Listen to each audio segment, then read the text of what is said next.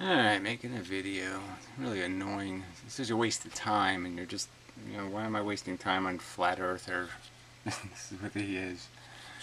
He's in a kook. It's just such a... Properties don't exist. They are convention. That's all, folks. And he's pretending like he has some sort of rational reason, that some sort of scientist would think this makes sense or agree with it. It's just nonsense. It's worse than a religion. It's just ludicrous, silly talk. So let's say that we were all made out of marbles. Right? Let's just say marbles, moving the speed of light. The fact that the marbles get in configurations that are different things. My eyes are different than penis. Clock is different than pen. These are arrangements, and no matter how you arrange them, they all have properties because of that arrangement. Space shuttles fly in space and land most of the time without incident, where asteroids don't, or bricks, because they don't have the same properties, because they're not the same configuration. And it just doesn't, if it does land at Kennedy Space Center, it's a space shuttle. If it doesn't, it's a rock. And we can tell the difference. And the differences are real. It's just silly to have a conversation about, well, they're just marbles. No. They're obviously specifically arranged. They've been filtered out of mush through time, and they have an arrangement. He brings up information theory, and you're just like, this isn't science. There's no information. Yes, everything has a history, but it's not stored somewhere. You can never go back. You're never going to do the nuclear bomb backwards. Yes, it's theoretically possible to reverse a nuclear explosion, but it's practically impossible. And this is just silly. This is just silly. About symmetries in nature. It's not about symmetries, it's about conservation. So again, I don't even know what symmetries in nature. No, there's no obligation of symmetry. And they fall under the paradigm that they're only true and existent insofar as that's as far as we can measure them. Well, again, it is totally irrelevant. It's either you accurately describe something or inaccurately describe something. And you don't even need to have an accurate measurement to make accurate statements about general things about things. Space shuttles fly in space and generally land okay, and asteroids don't. I don't need any specific knowledge. I don't need to do any specific testing. I don't have to do any of that crap. You just acquire it through a statistical analysis of performance, and we can all judge things' performances in general ways, and you don't have to go into any minutia to understand eyes convert photons into electricity better than penises. Just a fact. The moment it may be that certain symmetries fail, that we have broken symmetries. Yeah, what does that even mean? Certain symmetries fail, we have broken symmetries. This is all gibberish. At ever decreasing sizes towards the Planck scale. Again, Planck scale, totally irrelevant. The scale is just giving it a number, calling it, saying, look, let's give this a solid number. We know this is a particle, not a wave. It has a component. And so it really doesn't matter what you do with the Planckness. It's arbitrary, that part of it. It's just recognizing that it has a consistent proportionality that you're going after. Is that there is proportionality. There is such a thing as twice as big. And you might find that there are other properties, other explanations which dissolve those properties. Properties and explanations are not the same thing, so I don't even know what this rubbish means, why we're combining these two words. Into other mechanisms that have mathematical Yeah, blah blah blah, like that means anything. You don't need you're not going to come up with a mathematical explanation for why um, um, bricks don't fly, or why a clock tells time, or so you come up with something even more, why magic markers draw. It's not a mathematical thing. It's a factual component thing. It combines chemicals that have properties, and the combination of those chemicals creates a function. And it just doesn't matter where you put that configuration. A magic marker is always a magic marker if it's the exact same configuration, and it just doesn't matter where you put it, it's still a magic marker. To illustrate this, no chance. well, I'll just go a step further. Everything that seems an emergent property. Emergence is just using a word for the idea that you combine things together and they do something different than the individual parts. So yes, there's an emergent property. When you put all the parts of a car together, you make a car. But all the parts have to be there. If it's missing a part, like the starter, it won't be car. It won't do car. It won't function as car. Is emergent and labelled by convenience. It's not convenience, it's by factual difference. Penises are different than eyeballs. They do different things, they have different functions. It's just idiotic to say it's convenience. There's real differences. It's just silly to tell me there's not a real difference between a watch and a crayon. There are real cup of coffee and a frog. There are real differences, idiot. And you're an idiot. You're an idiot to challenge the idea that those differences aren't real and that we don't know exactly why they exist because it's a different configuration of marbles. There is no truly emergent information from... Well, totally irrelevant. Emergent information. There's no way. I don't have any obligation to recognize any emergent information. All I have to do is recognize the fact that it's conformed differently.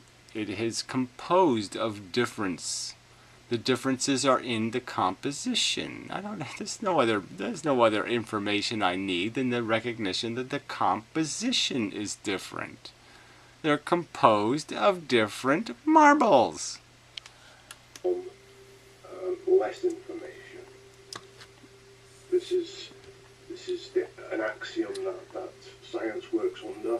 Bullshit. Just absolute bullshit. You should point me to one scientist who would say, oh yeah, that makes sense what you just said. This makes sense. Properties don't exist.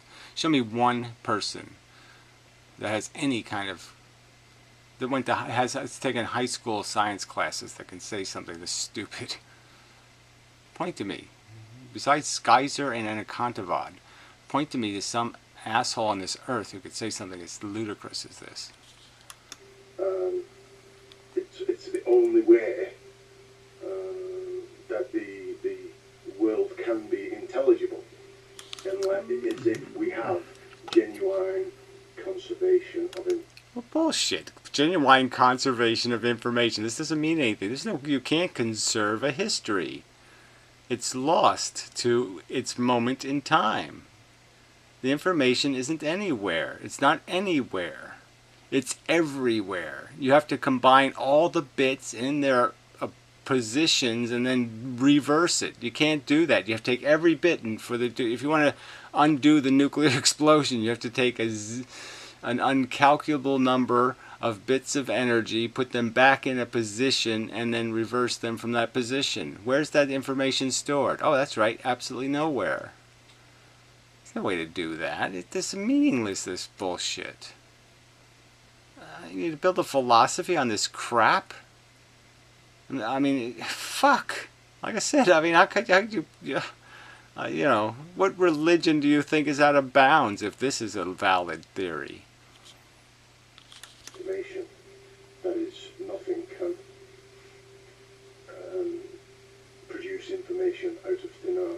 Well, whatever that means. So you're saying to me if you walk up to somebody on the street and go, nothing can produce information out of thin air, that this bullshit rhetoric of me is going to mean anything. I mean, because Susskind has introduced this silly word into people's vocabulary, they think it's a scientific word. It isn't a scientific word. It has nothing to do with anything real. It's not a quark. It's not a it's not a thing. There's no information on the individual photons. They don't carry any information. They don't carry their history. It's a recording. It's just not there. So the illustration. I mean, it's only there as consequential in their relationship to every other thing in the universe. And without every other thing's participation, there's no information. And it clearly doesn't change the fact that eyeballs function different than penises. This container of shapes, coloured shapes. Yeah? We could argue forever and a day about the correct way to categorise these shapes. Who would do that arguing? Who would give a shit? Yeah, everybody could just say, okay, well, they're all made of the same plastic, and the only thing that's different about them, function observable. Well, let's presume some shape isn't radioactive. Let's presume a lot of things about how they're manufactured, and the only real difference in them, in their chemistry and their form, is that some have been molded into different shapes, and some have been chemically polluted with different colors, dyes. That's it. What argument is there going to be? Why would I have an argument with anyone on this planet about that simple truth? That it's either been dyed a different color or it's been molded into a different shape. What argument is there about the category differences? And that there might be a mass difference. Let's just establish they all have the same mass. Where's the argument, asshole? I mean, you really are an asshole. I mean, this is just straw man shit.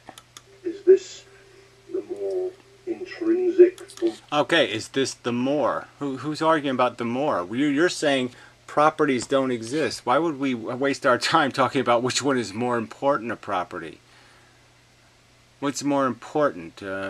Seeing? Well,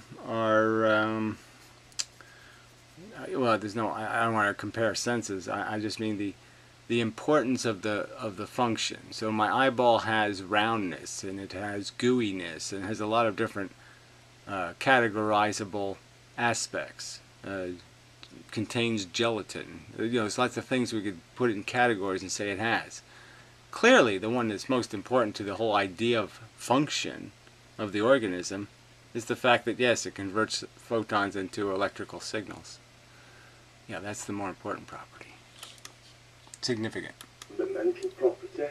Or should we categorize them by colour? Is this the more intrinsic property? So again, where did this come from? Properties don't exist. And now he's arguing about categorizing, okay, what properties are more important. What's this? What sense is this? This is an incoherent nonsense. So, is it by shape, circular, hearts or stars, or is it by colour we should categorise? Again, why would anybody deny one for the other? Why wouldn't somebody say they can be categorized based on those features? I can categorize the space shuttle based on the fact that it has wings, that it's made of tiles on its surface, it has a heat shield, it has a windshield. I can categorize it by a whole bunch of functional features it has, that it can glide, that it can do this, it can. I mean, there's no reason for me to say, well, as soon as you say it's categorizable as a winged object, I can't now find no other categories. It can only belong to one. What kind of idiotic nonsense is this? I mean, how you've just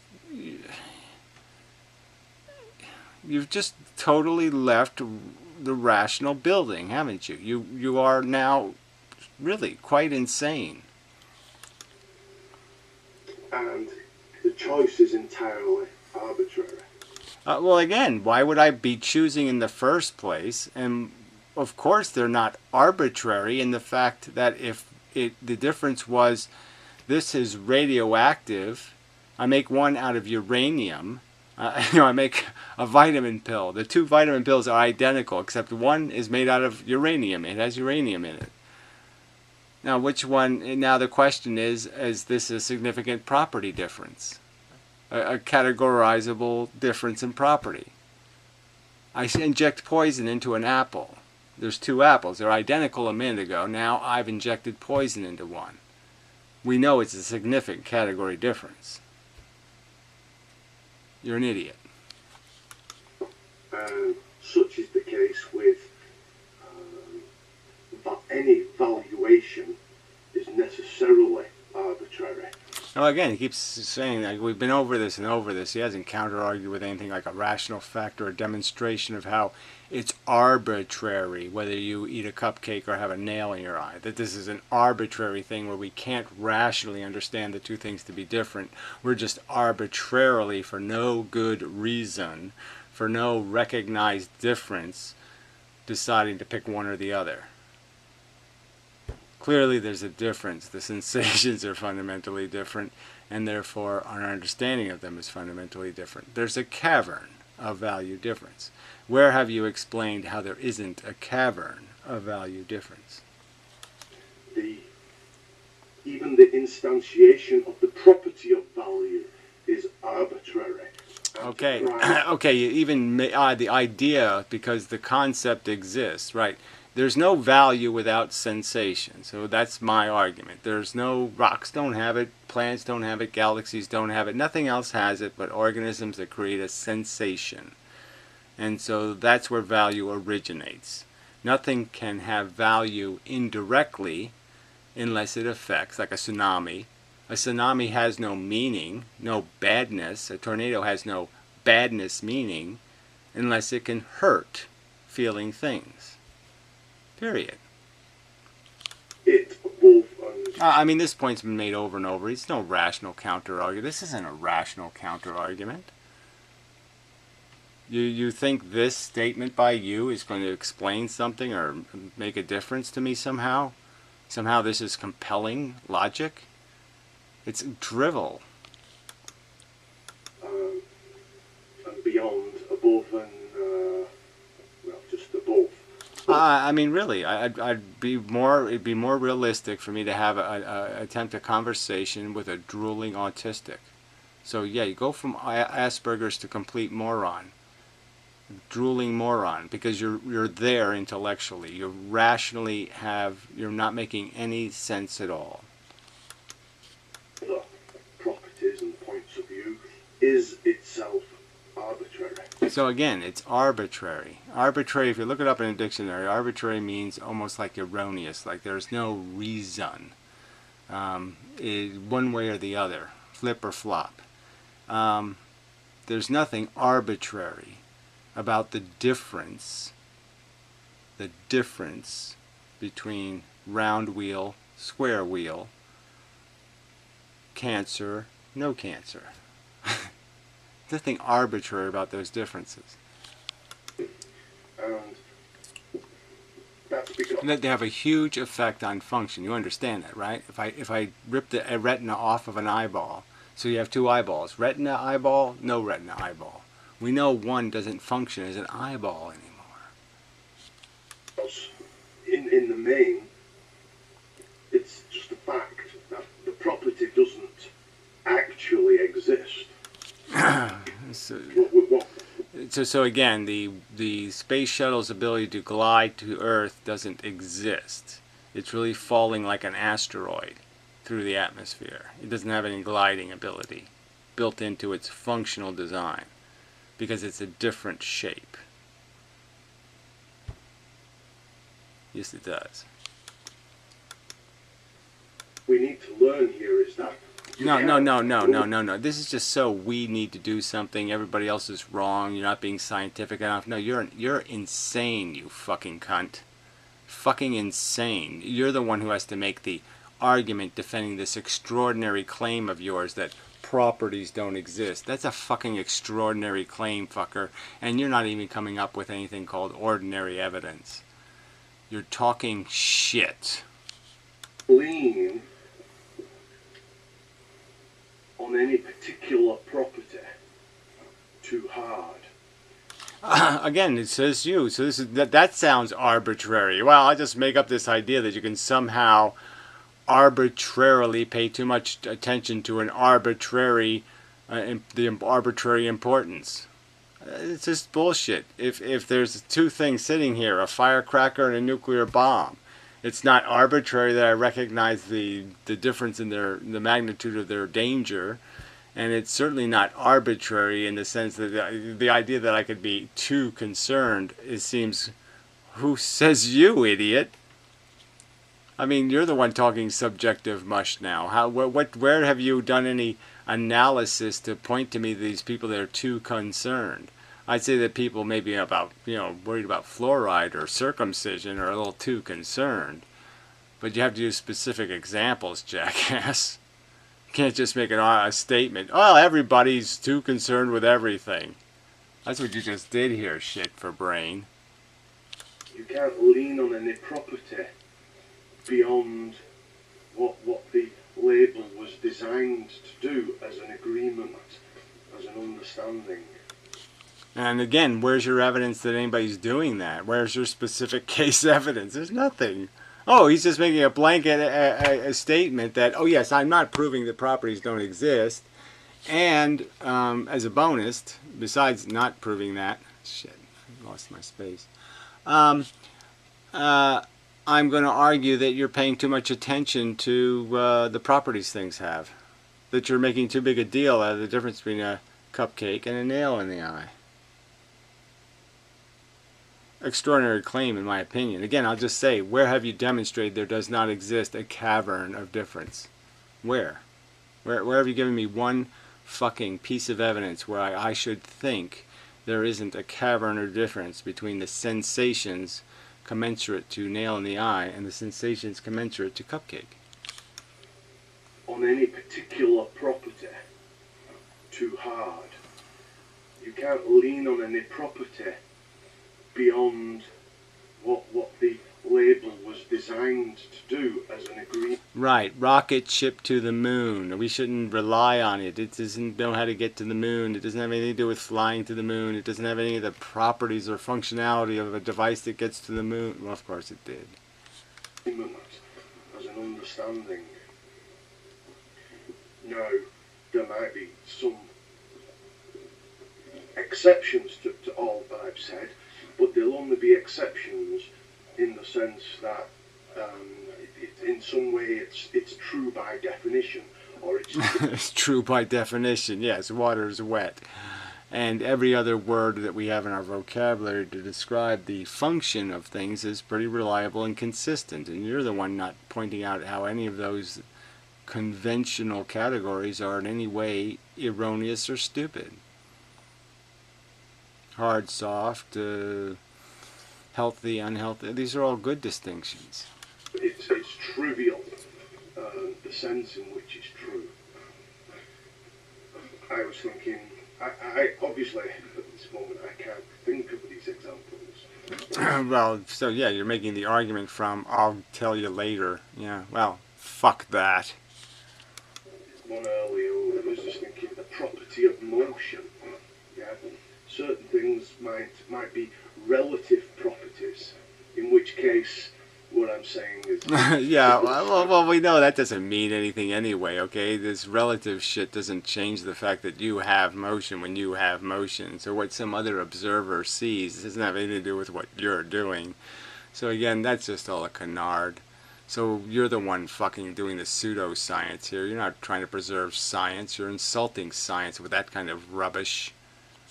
Relativity has to do with what you see. It doesn't have what's happening. It has nothing to do with what's happening. It just has to do with what you perceive.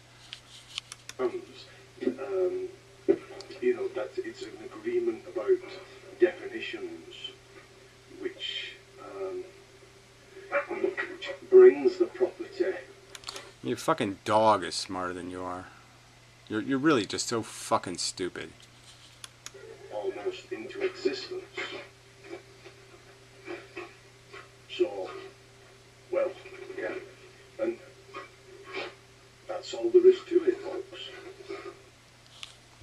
Well, whatever.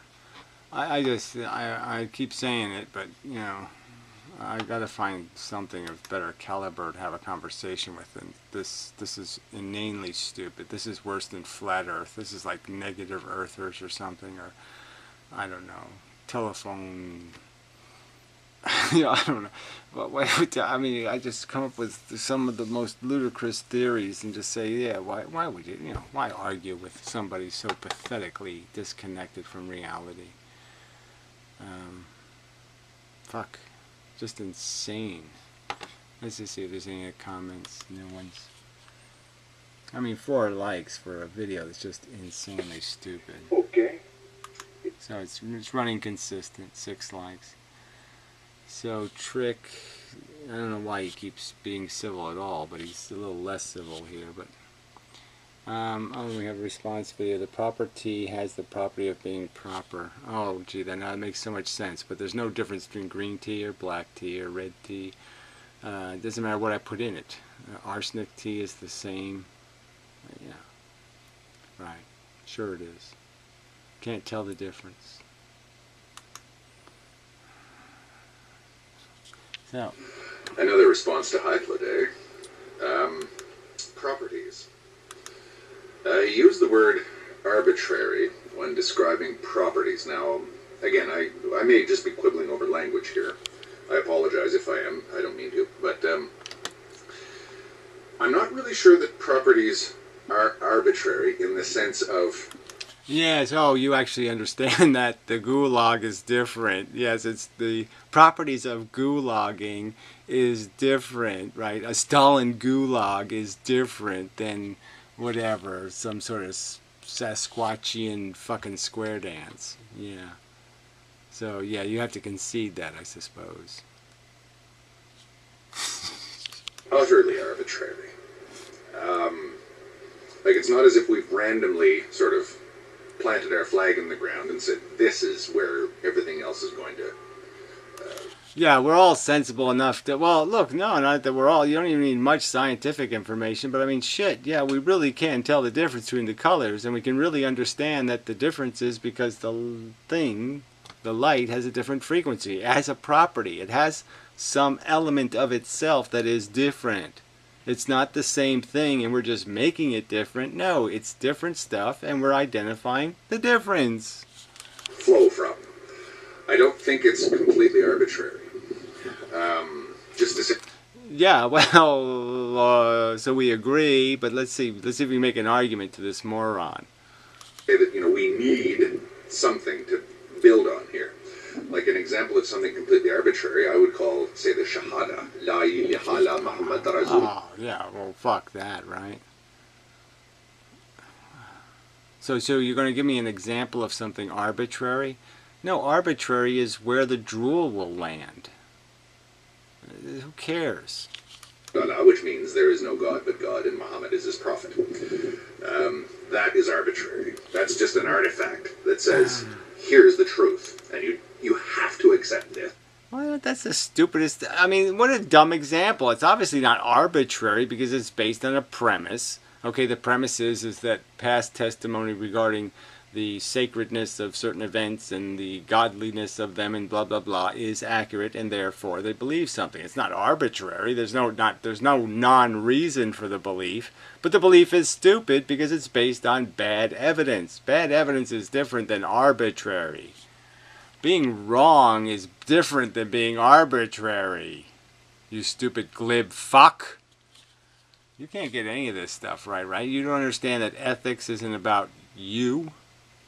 And you can't get that arbitrary isn't about bad reasoning. Bad reasoning is not arbitrary. Or else everything that flows from it collapses. Scientific axioms I don't see as quite so arbitrary as that, obviously. Yeah, again, it's not arbitrary. It's based on a misidentification of realistic possibilities and probabilities. We know that it's improbable that this stuff happened because the story has huge inconsistencies in it. And that we know innately that unvideotaped testimony is suspect. but they're not absolute either. So what would you call a point that's sort of halfway between completely arbitrary and absolute? Well, they're never completely arbitrary, right? Because that's the idea of the random thing or something, and it's always going to be variables that are likely to pollute the outcome. So perfect random is a little tricky, and that would be the perfect arbitrary would be something perfect random. How can you mix the two? How can you sort of say some point that is sort of midway, some sort of golden mean between arbitrary and absolute? Completely absolute and completely... Well, completely accurate would be the difference. Arbitrary versus accurate. So, yes, an accurate recognition of something's significance, history, and an arbitrary, made up, erroneous, not based on. The arbitrary.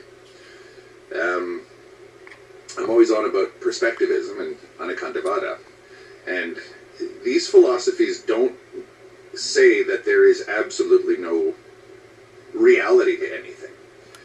Yeah, what they say is run away, evade it with nonsense and gibberish. Just pretend, because it's more fun. It just says that we've got to be careful where we plant our flag, where we sort of say this is where we begin our musings. Yes, and you think that you're being careful by ignoring substantial factual realities like evolution. It's not that we're saying that reality isn't there, or it's not that, perspectivism is saying that reality isn't there. It's just saying that there may be unicorns, or there may be some catch-22 that we could write to get out of all this obligation thing, or the badness stuff and all that stuff, and the imposition nature of gratification, the fact that we often have to satisfy our needs by eating something else's hide. So many different ways to perceive it that there may be no accurate way to perceive it. That doesn't mean that that reality just sort of is whatever we make it. Yeah, well, again, this isn't all that challenging. The accurate way to perceive what? An animal screaming in pain? Yo, gee, that's just so hard to accurately understand. No, it's not. I don't believe that. And it's not. This is not to imply that every possible view of reality is equally valid either. Well, you sort of have said shit like that, which is annoying. But again, you just always do this. You always say this butt crap, and it doesn't really mean anything, because you're being quite obvious in your preference, and you're just giving left-handed duty to some sort of, oh, wait a minute, I'm not being totally ludicrous. But you're just saying that. You're being totally ludicrous. At least in terms of, say, attempting to do something with it. I wouldn't say that my point of view is any less valid than, say, a schizophrenic's, because, again, the schizophrenic simply has different points or point of reference. You said that wrong, but I would say that your point of view is less valued than a schizophrenic's, yes. You're crazier than crazy people. Sensory information is sort of different from mine, or at least the way that it's processed is different from the way I process things. Well, I mean, we obviously know their processing is being polluted by cartoons, by completely nonsensical, non-reality things, ghosts. We know there are ghosts in their head. So why the fuck wouldn't we recognize that as a fact and say, well, yes, ghost whispering is a waste of time. And that's what fucking goddamn schizophrenics are. So their reality is real to them. My reality is real to me. But we know their reality isn't real, so we know their likelihood of inaccuracy is high. That's the very danger of the syndrome, is that the likelihood of their perceptions being accurate is very, very high. That's why we've bothered to diagnose it as a disease. I mean, fuck. But if we want some sort of commonality between us, I don't know about me and a schizophrenic, but me and somebody else, another person who, sort of wants to deal with things. 3-card Monty now. Now we're switching the game we're playing. So now we've implied that the relationship between you and a schizophrenic is the same as the relationship between you and a professor of evolution, let's say. And that relationship isn't the same. He's informed and reasonable. You're an asshole. Things like science or mathematics or something like this. We need something that's common between us. And I always say we have 10 digits, and that's why we use the decimal system, but that is something that is common between us, and it's kind of, it is an artifact, but it's a useful artifact. It's what we base our whole numeric system on. But it doesn't mean that there's any reality to it, but what it means is it is at least a useful thing to start from. Well, I mean, the argument is you're going to need some system, so it's like language. Yes, it's kind of, is there an ideal? Is 10 intrinsically better than 8 or 7 or some other number? And you could argue that there is probably there are some ways to measure this where you could argue that maybe there is in such a system because it does come out more binary. There's a difference between even and odd numbers, so the odd ones might be all out, as a decimal system. Something completely arbitrary, again, would be the Shahada, or any number of things that are completely arbitrary. And the Shahada, what, a prayer, a statement about your faith in a God. I don't know how that's arbitrary again. It's not arbitrary. People don't believe in God arbitrarily. They do it because they've been brain retarded. Arbitrary. Yeah, well, arguably, the 3 cardinal or classic rules of logic are arbitrary. Well, that's just silly. They're mechanical definitions of the character of statements and their reliability and their probabilistic capacity to be accurate. I mean, they're a description of what accuracy demands.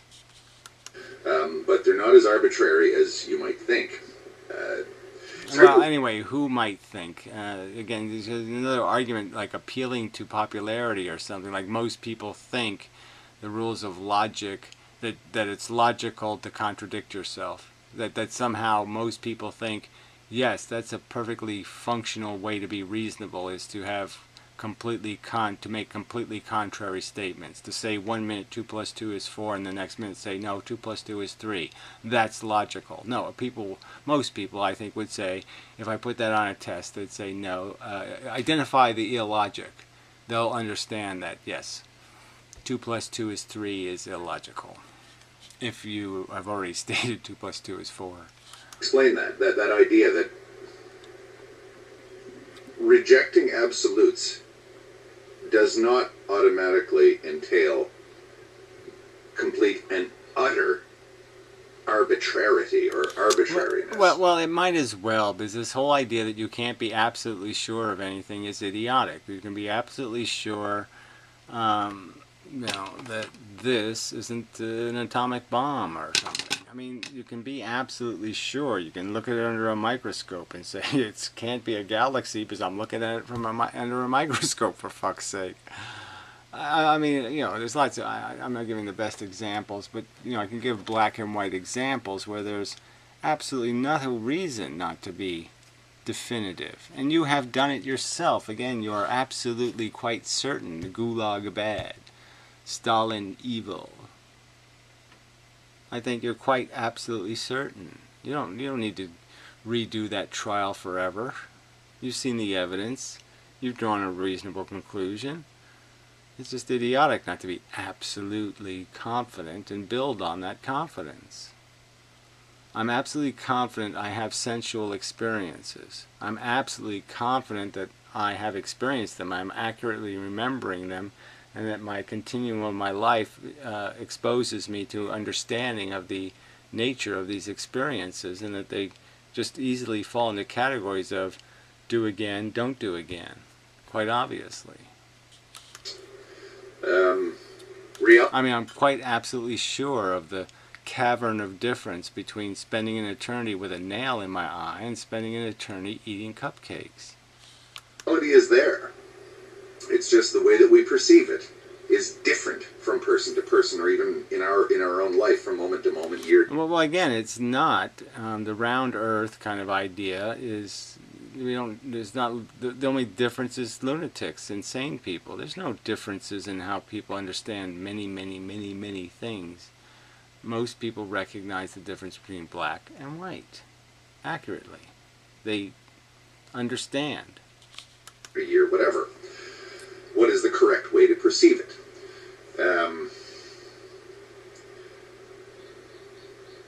How would you actually reconcile, not so much merge, but reconcile those two? There's no reconciliation. Arbitrary and absolute. There's nothing to reconcile. Nobody's going to fail the test. If I put a test and say, okay, I point to teeth and point to ear, no one's going to fail these. Point to eye. These are absolutes. There's no reason not to be absolute in your confidence in knowing that the things at first, that my eye is different than my ear, and then knowing why eyes are different than ears. You know, this sees and this one hears, and they're sensing different functions. And I can be quite absolute in that knowledge. It's never going to change. That truth is forever.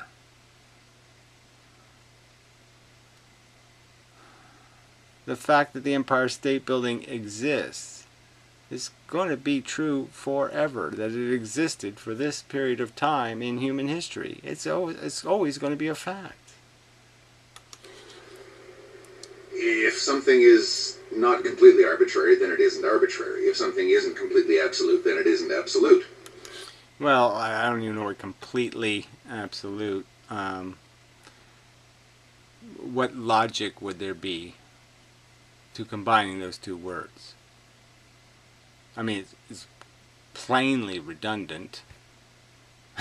And it would be stupid. It's like saying, get 100% on your A paper. But reality seems to be somewhere in between these two at some point, because we do kind of agree that there is an underlying reality to all of this.